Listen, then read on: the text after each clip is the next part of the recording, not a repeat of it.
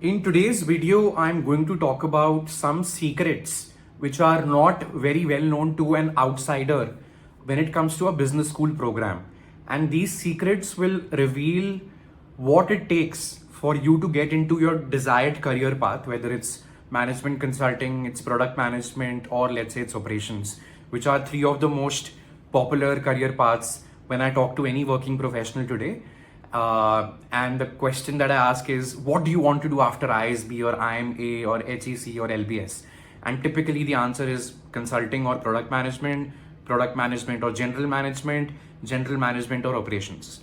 So I thought that it's my responsibility to demystify some secrets or some realizations that you only get to see for yourself once you get into a business school, right? So first is about management consulting. Now I'm talking about on-campus hiring, when a company visits your campus, does a pre-placement talk, and you apply with them, right? So in that scenario, it's very difficult for you to get a consulting shortlist, be it from a Bain or a McKinsey or a Deloitte, if you were not in the top 5th or top 10th percentile of your class.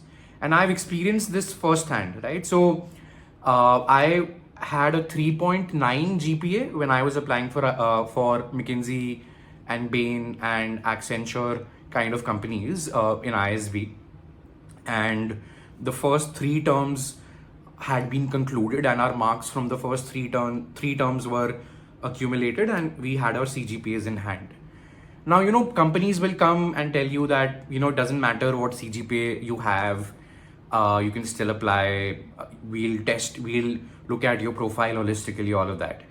But being very honest with you, I believe I was able to get a shortlist only because I had a good GPA. And the same trend was observed for 95% of the applicants who got a shortlist. There was a 5% aberration where people who had very different pre-MBA work ex, let's say venture capital, social impact, teaching, or people who had very extraordinary extracurriculars like table tennis champion nationally, district level cricket player, received shortlist specifically from McKinsey. But 95% of the cases, only one commonality, irrespective of your background, your professional credentials, which is your CGPA was very high.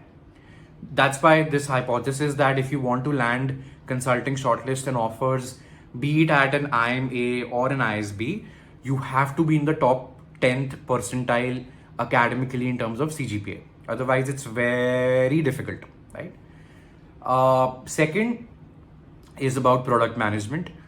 Now, like a lot of people, I was confused, and I had this hope that, I come from a commerce and a management background, but I have worked with a startup before, and I've done a bit of product management and marketing before, so I will be able to get a PM shortlist from the likes of Uber, Paytm, and Zomato.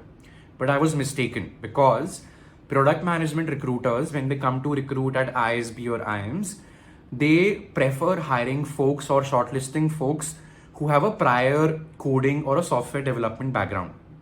And it was a sad realization for me as well, because I was applying for Uber, I was not getting a shortlist.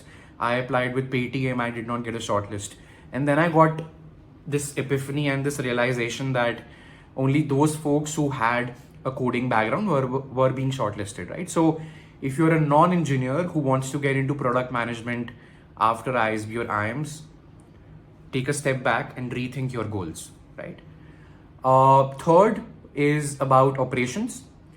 So a lot of folks who want to get into an Amazon or a delivery or an ITC or a Nykaa in an operations management or a program management role, they believe that they'll be able to get a shortlist basis some case competitions that they did in operations or their CGPA, or if let's say they were a part of the operations club.